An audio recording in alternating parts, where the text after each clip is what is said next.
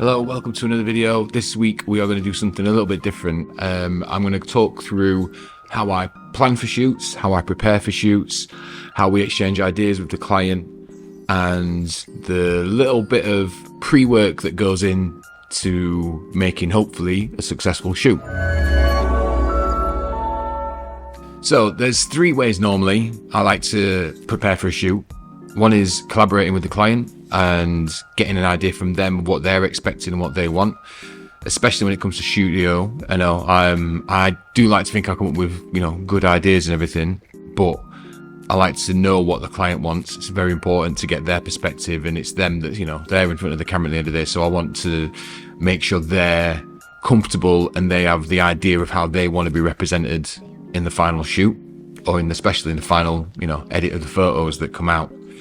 So we'll go through a couple of ways that I create or I collaborate with a client and make basically mood boards and other bits of software to come up with some ideas to present to them that then they can either, add to or, agree with or disagree with, which is completely fine, just so we know we're all on the same page, and just makes running in the studio just a lot more smoother, basically. So the first one is actually just creating images and just collecting images, and really simply just putting them on a PDF and making a mood board, basically. Just as literally a collection of images about what I think I would like the shoot to look like based on what they've kind of asked for, and also an idea they might have sent. They might say, we like a photo like this, or there's a certain look that we have in mind, or here's some older shots that we've had that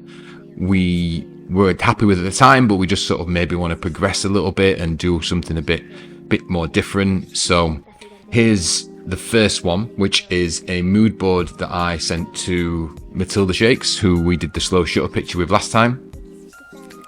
And the first two images of Slash's ones that they sent me, they'd seen a photographer they like called Rob Blackham, who they really sort of liked his style, and it's not too dissimilar to the sort of darker stuff I've done, so it was quite easy to kind of get those ideas on a mood board, basically. So here's a few that we put together and sent over to the bands. They were very happy with them, and luckily it was exactly what they wanted and very much in the realm of what they were expecting and what they wanted to get out of a shoot. So very happy with these ones. This is where the slow shutter idea came from. So this is like a very recent, I think it's very recent anyway, like very recent Arctic Monkeys photo that I just like the look of, and I really like that style. So I kind of put these together and said, why do we try something like this? And they really loved the slow shutter one, which is the one we've ended up sort of leading with for tour posters and gig adverts and things like that.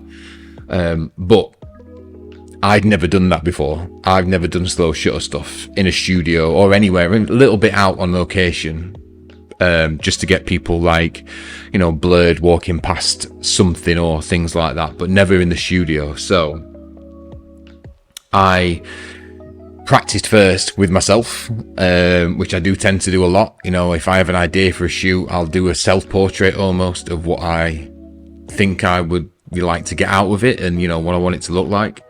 So I did a bit of a test image with that, which I will show you now, and it's basically me layering up 4 versions of me and putting it together as like a group, basically. So it's like a band photo, but I've never done that before, so I've never used anything like slow shutter, and I had to kind of learn how to do it really, and learn what the best way is. Do we have to use, obviously we've got to use a slow shutter, but how dark can we get the room so the light's coming in for longer? Do we need to use an ND filter, things like that? So all these things I kind of taught myself first before getting the band in, because the last thing you want to do is be getting a band and 5 lads in who are ready to go for a photo, and you're thinking, I don't even know how to get this shot. So a little practice first to get it.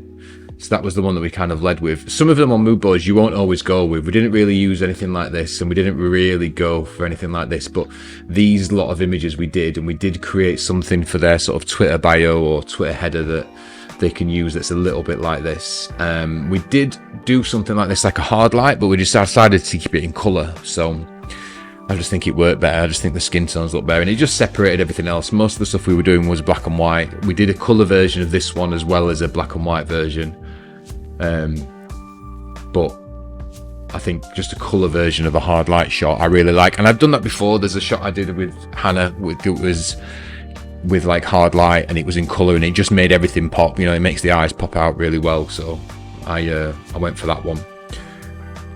The second way, when you're working a little bit more collaborative with people and you're just grabbing ideas of things you like, is I like to use Pinterest. So this is a board that I set up with Kaya when I've shot with Kaya in here a few times, and just, you know, we get ideas together, or she'll send me an idea on Instagram maybe, and we just sort of throw them together in a mood board and, you know, send that across. So most of these we've kind of tried and we've done, some we haven't, but sometimes it just doesn't land, or the mood doesn't land for the shot. This one is a very sort of obvious one that we've done before, as well as the stuff on the red, and they're not always been shared, so we'll probably put a few of them out at some point. But yeah, Pinterest is really good, because if you look for a shot that you like, so like this one where we use fractals and this was the kind of inspiration for it, you can then bring up more relevant photos with it. So Pinterest will show you sort of a few different ideas, so you might think, actually, you know what, kind of playing on that, this sort of double exposure might look better, and so we might do something like that. So Pinterest is a very good way of collecting some ideas together, because it will sort of find similar ideas that you may be inspired by. So I do like to use Pinterest. And the last one is a bit of a weird one. It's some software from a company called Elixir, I'm not sure how you pronounce it, but the software is called Set Alight, and it's essentially a 3D studio where you put in the lights you use and the camera settings that you would use and the light settings you would use, and it replicates with a 3D model the environment, and you kind of get an idea of what you're going to do before you're in the shot, or you're in the studio, sorry, where you're not just wasting time figuring out how to get shots. You've kind of pre-planned it all.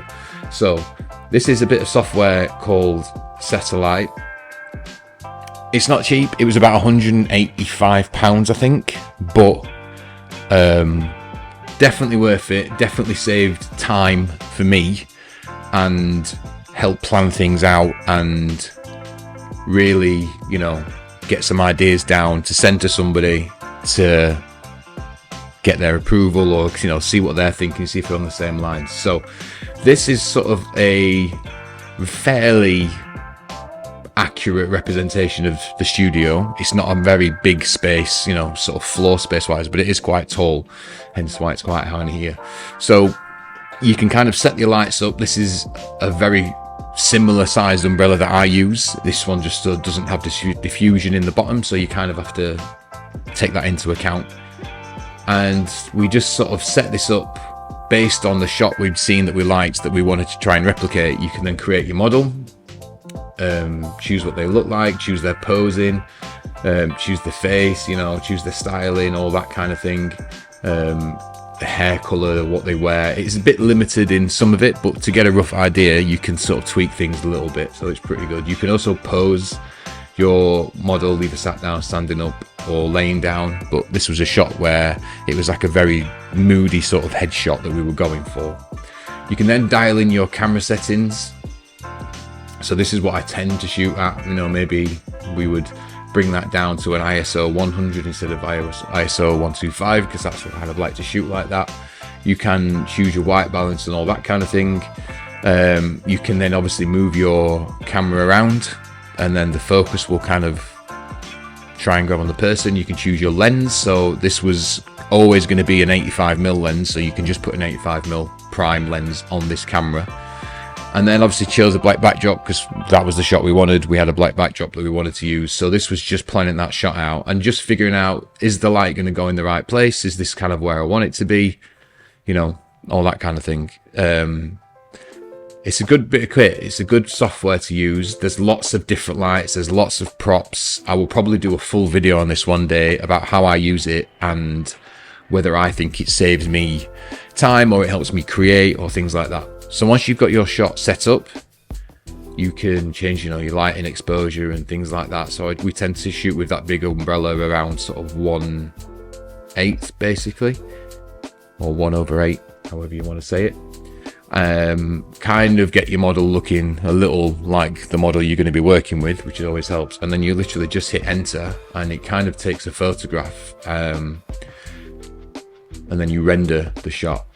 You can kind of see on the left, these are some ideas we've had before, which from shots that we've used and we've done. So these are ones that we've sent off or we've, you know, created that have worked. And it's just, again, figuring out how we get that in here and what kind of settings we need to use, just so you're not wasting much time or messing around with the model and wasting their time. You know, they don't necessarily want to be in here for hours and hours on end. They might just want to be here for a couple of hours, and, you know, you want everything planned out. So this is a great bit of software to use for that, and it does get results that are very close to how you kind of come out, really, you know, what you like. So or the finished shot almost. So yeah, it's a pretty good bit of software to use, so I do like to use it.